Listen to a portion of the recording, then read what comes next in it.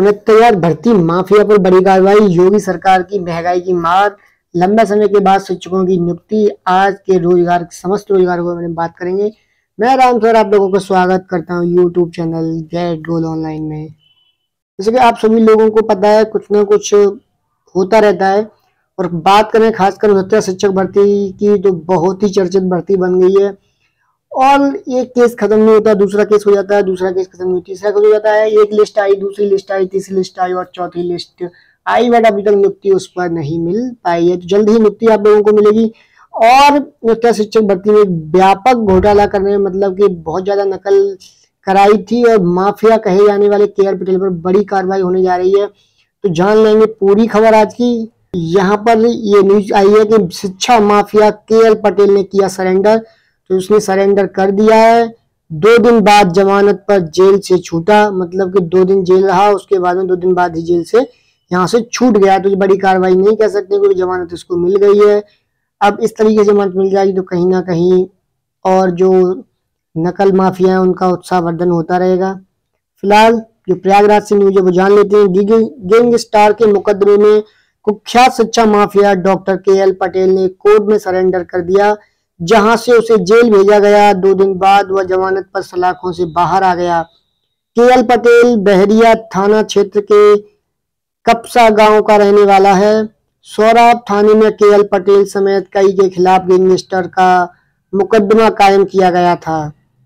बताया गया है कि गैंगस्टर के मुकदमे में ही कोर्ट से उसे खिलाफ वारंट जारी हुआ था, जिसके बाद उसने 1 फरवरी को आत्मसमर्पण किया।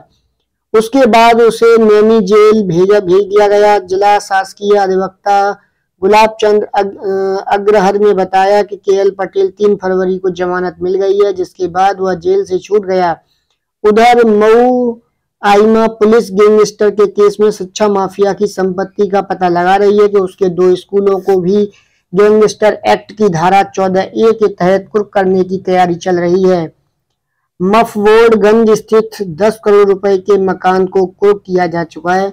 10 करोड़ का मकान कुर्क किया जा सकता है। आप लोग सोच सकते हैं कितने बड़े पैमाने पर इसने जो शिक्षा में जो नकल कराई थी कितना पैसा लिया होगा। तकरीबन 10 से 20 हजार के बीच में पास कराने का इसने पैसा लिया था। अब देख सकते हैं 10 करोड़ का तो इसका मकान ही है। तो शिक्षा में ये क्या हो रहा है और आगे क्या होगा। तो वहीं पर बात कर लेते हैं शिक्षक भर्ती की, तो वहाँ कुछ अभ्यर्थियों को यहाँ पर 1356 और 6800 की लिस्ट के याचियों को यहाँ पर कुछ इंतजार करना पड़ेगा जब तक ये कोर्ट का आदेश नहीं आ जाता है। तो दूसरी ओर बात कर लेते हैं कि 22 वर्ष बाद जेके इंस्टीट्यूट में होगी शिक्षकों की नियुक्ति। अब ये क्या मामला है, पूरा क्या मैटर है, जान लेते हैं। क्योंकि शिक्षकों की नियुक्ति इतने साल बाद होने का मतलब है कहीं ना कहीं इस संस्थानों में लापरवाही बरती जा रही है। इलाहाबाद विश्वविद्यालय में शिक्षकों की कमी से जूझ रहे जेके इंस्टीट्यूट के इलेक्ट्रॉनिक्स एंड कम्युनिकेशन विभाग में 22 वर्ष बाद और म्यूजिक एंड परफॉर्मिंग आर्ट विभाग में 10 वर्ष बाद नियुक्तियां होने जा रही हैं। इलाहाबाद विश्वविद्यालय ने इन दोनों विभागों में नियुक्तियों के लिए साक्षात्कार का कार्यक्रम जारी कर दिया है। इलेक्ट्रॉनिक्स विभाग में 13 पदों पर और संगीत विभाग में 2 पदों पर नियुक्तियां होंगी। इलेक्ट्रॉनिक्स एंड कम्युनिकेशन विभाग में असिस्टेंट प्रोफेसर SC/ST के लिए 27 अभ्यर्थियों को फरवरी को, असिस्टेंट प्रोफेसर OBC पद के लिए 11 फरवरी को 48 अभ्यर्थी बुलाए गए हैं। वहीं असिस्टेंट प्रोफेसर EWR आरक्षित श्रेणी के लिए 53 अभ्यर्थियों को 12 फरवरी को साक्षात्कार के लिए बुलाया गया है। वहीं एसोसिएटेड प्रोफेसर अनारक्षित पद के लिए 4 अभ्यर्थी 10 फरवरी को बुलाए गए हैं। संगीत विभाग में असिस्टेंट और एसोसिएटेड प्रोफेसर पद के लिए 13 अभ्यर्थी 9 फरवरी को बुलाए गए हैं। वहीं होम साइंस में असिस्टेंट प्रोफेसर के पद के लिए 8 अभ्यर्थी बुलाए गए हैं। 22 वर्ष बाद इलेक्ट्रॉनिक्स एवं कम्युनिकेशन विभाग को 13 शिक्षक मिलने के बाद नए सत्र में शुरू होने जा रही विभिन्न पंचवर्षीय इंटीग्रेटेड पाठ्यक्रमों को संचालन की राह आसान होगी। विश्वविद्यालय की जनसंपर्क अधिकारी प्रोफेसर जया कपूर ने बताया कि इससे पूर्व अब तक 15 से अधिक विभागों में 240 से अधिक शिक्षकों की नियुक्ति किया जा चुका है, क्योंकि अब इलाहाबाद यूनिवर्सिटी जल्द ही अपने आप में सुधार लेने जा रही है। जो भी पद खाली हैं उन पर भर्ती कर रही है और आप भी योग्यता रखते हैं तो आप फॉर्म भरें और यहाँ पर एक प्रोफेसर शिक्षक बन पाएंगे। शिक्षा विभाग से कोई भी अपडेट जानने के लिए लगातार चैनल पर बने रहें, चैनल को सब्सक्राइब कर लें, जिससे कि शिक्षक विभाग में चाहे प्राइमरी हो चाहे प्रोफेसर पद तक की हो, सभी भर्ती प्रक्रियाओं की जानकारी आपको यहाँ से मिलती रहेगी।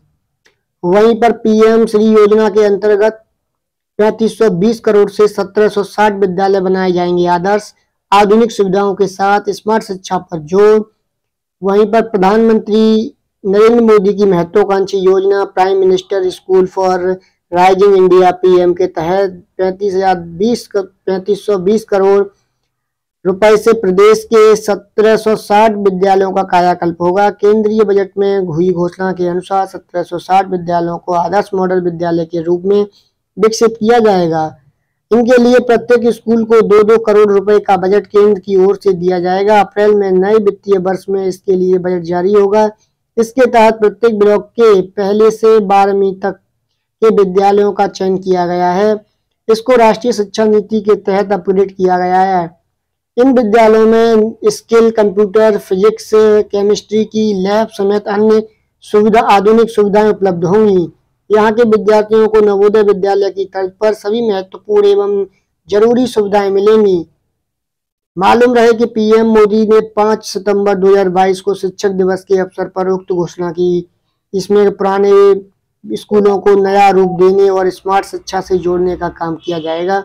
तो ये बहुत अच्छी महत्वाकांक्षी योजना है। अगर ऐसा धरातल पर होता है तो जो हमारा जो SC OBC वर्ग है या फिर ये कहें जो गरीब तबके से आने वाले बच्चे हैं, उनका भविष्य उज्जवल हो जाएगा।